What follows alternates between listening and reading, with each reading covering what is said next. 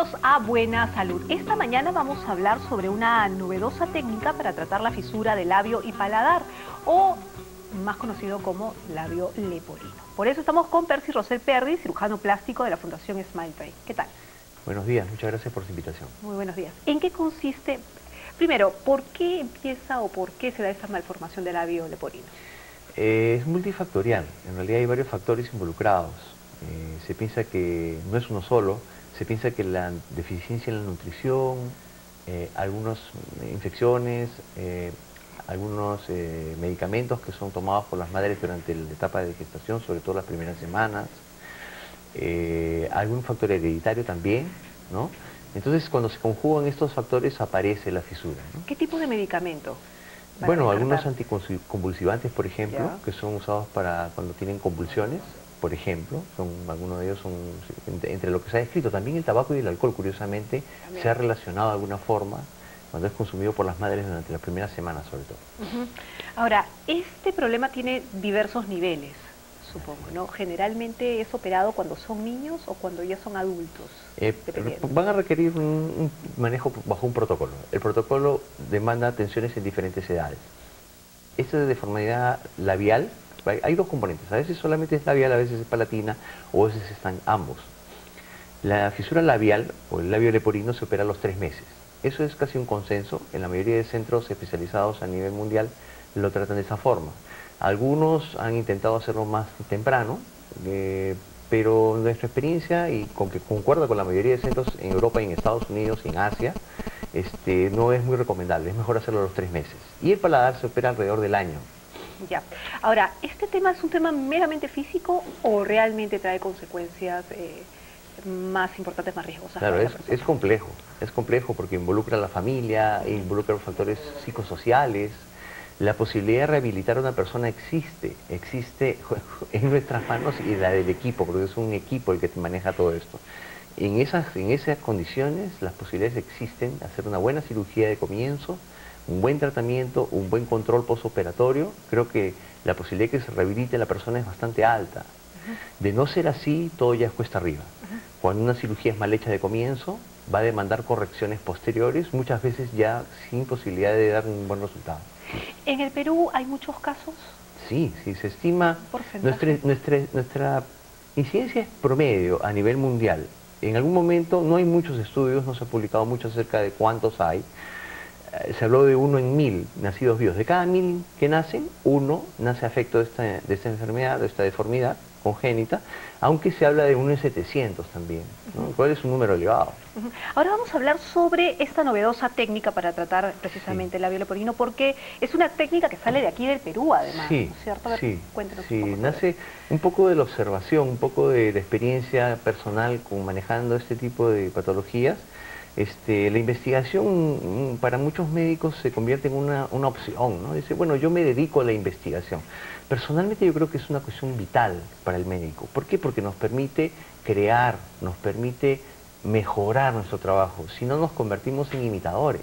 Solamente imitamos aquellas técnicas que nos enseñaron cuando comenzamos y las seguimos haciendo por mucho tiempo, adquiriendo las ventajas y desventajas que éstas tienen, sin la posibilidad de poder mejorarlas. Entonces la observación me llevó a eso, empecé a revisar los casos que había operado y observaba que algunos quedaban muy bien, pero otros no. Entonces estos casos que no quedaban bien, a pesar de usar la misma técnica, que era la que yo aprendí, la técnica del doctor Millard, ¿no? Que fue creada en los años 50 más o menos, es que estos casos tenían, en el labio hay dos segmentos. No voy a evitar ser técnico porque no es la intención, pero hay dos lados, ¿no? La fisura está en medio y hay un lado en la parte central y uno hacia afuera, lateral, ¿no? Entonces, por lo general, estos casos tenían poco tejido en la parte lateral. Entonces, esta técnica de Millard no corrige ese segmento, esa parte lateral. Entonces, esta técnica corrige ambos lados a la vez, lo cual permite que los tejidos tengan, o sea, la apariencia del labio operado sea más natural. Y no hayan esos estigmas que se observaban con estas técnicas convencionales. Vamos a ver las fotografías ¿Sí? precisamente Sí, de cómo por quedan favor, los pacientes. A ver, aquí está, doctora, a ver si nos puede ir explicando. Este es un niño, un bebé casi. Sí. Ese niñito ya tiene en esa foto ya es más de 1 año de la operación, debe tener 1 año y medio, 2 años aproximadamente, en lo cual ustedes pueden ver que casi no se nota la cicatriz, No, que es para una nada. ventaja de la técnica, ¿no? Se ha obtenido una simetría bastante uniforme de ambos lados, tanto el lado sano como el lado afectado, ¿no? Quedan algunas pequeñas estigmas en la nariz que son corregidos posteriormente. Lo que pasa es que en la nariz nosotros no corregimos el tabique a esa edad. Ya. Hay algunos reportes actualmente que pueden indicar que sí, pero actualmente no corre porque es una cirugía muy extensa. Entonces el tabique permanece ligeramente desviado, lo cual hace que la naricita no se vea tan simétrica. Pero aún así es bastante aceptable, el niño puede crecer sin mayores problemas en su entorno, la familia también lo toma con mucha alegría, ¿no? Porque el niño tiene una apariencia casi normal. Así es. Y no le van a venir traumas más adelante, obviamente. Colegio. Complejos, ¿no? Porque los niños son Sí. un poco crueles. Sí, Tenemos acá otra fotografía. Otro caso, como fue, este niño llegó a la consulta y es muy curioso porque yo lo veía llegar y decía, este niñito, ¿por qué habrá venido con sus papás? De repente los papás vienen a atenderse. Porque yo no lo veía. Cuando se ha sentado en el consultorio frente a mí, a 1 metro más o menos de distancia, recién pude ver la cicatriz. Entonces yo le decía, ah, qué bien, ha quedado muy bien. ¿Quién lo ha operado? Y me dicen, bueno, usted lo ha operado. No lo reconocí. Es que tantos pacientes no lo recordaba, pero me sorprendió mucho y me sorprendió gratamente porque el aspecto de él, como ustedes pueden ver, casi no se nota, es una cicatriz muy tenue, Ajá. ¿no? Y la simetría que tiene el labio, tanto el lado operado como el lado sano, es bastante similar, ¿no? La nariz también, las bases son muy similares. Y eso consideramos nosotros los médicos dentro de este campo un buen resultado, ¿no? ¿Cuántas operaciones aproximadamente se le hace al niño para corregir por completo? Se hace una de labio, Ajá. una de paladar. Ya. A los 5 años se puede hacer alguna revisión de la cicatriz o de la nariz si es que es necesaria, Como ¿no? en el caso de estos niños que acabamos de ver. Pues, menores, ¿no? Ajá. Y de ahí puede ser necesaria una cirugía. Bueno, a los 9 o 10 años se hace una corrección del espacio que queda entre los dientes, porque por dentro queda un espacio que todavía no es corregido hasta esa edad, ¿no? En que cambian los dientes. Y puede a la edad adulta necesitar una cirugía de corrección de los maxilares, que es una cirugía ortognática, cuando se generan deficiencias en la mordida, ¿no? Tienen problemas de oclusión y puede ser necesario una cirugía a esa edad, ¿no? A los 18 años por lo general. ¿Qué pasa en los casos en que, digamos, por descuido o por falta de recursos, los niños no han sido operados de pequeños, ¿no es cierto? Y pasan la adultez, la adolescencia. ¿Qué pasa en esos casos? ¿Se puede arreglar algo ahí o no? Sí, bueno, al margen de las limitaciones, en el sentido de los problemas psicosociales que se generan durante toda su infancia y su niñez, hay algunas secuelas, por ejemplo, básicamente en el lenguaje. Si un niño no es operado oportunamente de fisura palatina, de paladar hendido, va a adquirir vicios en el lenguaje. Además, el aire va a escapar por la nariz a la hora que habla. Entonces su lenguaje va a ser poco entendible y va a crecer con esa deficiencia. No va a poder estudiar, no va a poder acceder a un centro de estudios. Entonces eso es muy importante. De ahí la importancia de nuestro sistema de salud que pueda acoger la atención de estos niños, sobre todo en provincias, ¿no? ¿Forma parte del programa médico, digamos, en nuestro país? ¿Una operación de labio leporino? Sí, el problema que nosotros observamos cuando viajamos a provincias es que no hay especialistas en provincias.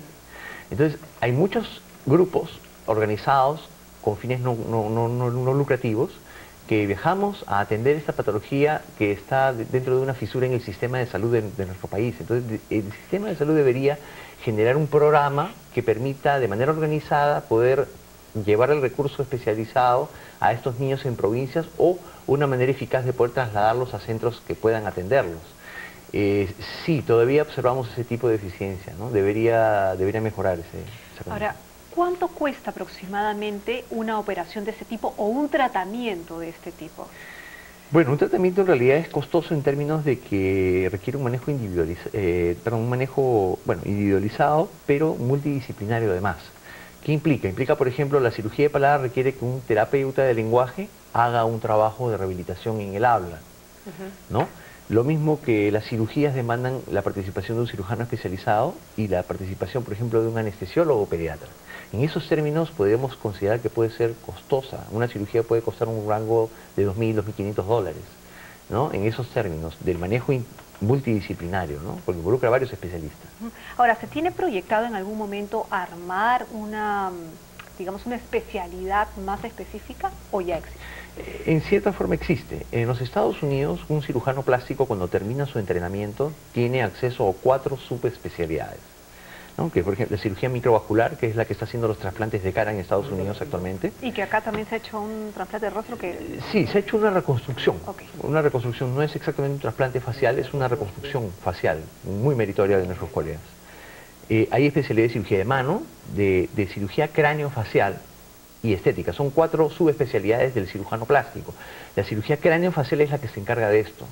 Yo, por ejemplo, tuve la oportunidad, gané una beca en Estados Unidos, tuve la oportunidad de ir a hacer esa especialidad en universidades como la UCLA y la Universidad de Nueva York, donde pude aprender el manejo de estas patologías de deformidades, no solamente del labio leporino, que es la más frecuente, sino otras que involucran la cara y el cráneo de las personas, ¿no? Muy bien, doctor. Bueno, aquí voy a mostrar los libros donde precisamente se habla sobre estas nuevas técnicas. No sé dónde lo podemos mostrar.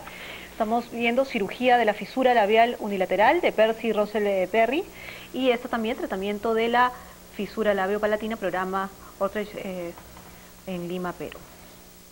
Muchísimas gracias, doctor, por haber venido acá y explicarnos un poco sobre este tema bastante interesante. Quería dejar solo, como tenemos el programa, no quería desaprovechar la oportunidad de dejar un teléfono de repente para que personas interesadas en que sus niños puedan ser atendidos, podamos nosotros darle la atención. Sí, claro. El teléfono es muy simple, es 7-123-456. Es el del Centro Médico Jockey Salud, que es donde yo tengo la atención. Muy bien, muchísimas gracias, doctor. Gracias a ustedes. Conversábamos con Percy Russell Perry, cirujano plástico de la Fundación Smile Train, hablándonos de esta novedosa técnica para tratar fisuras de labio y paladar, labio leporino.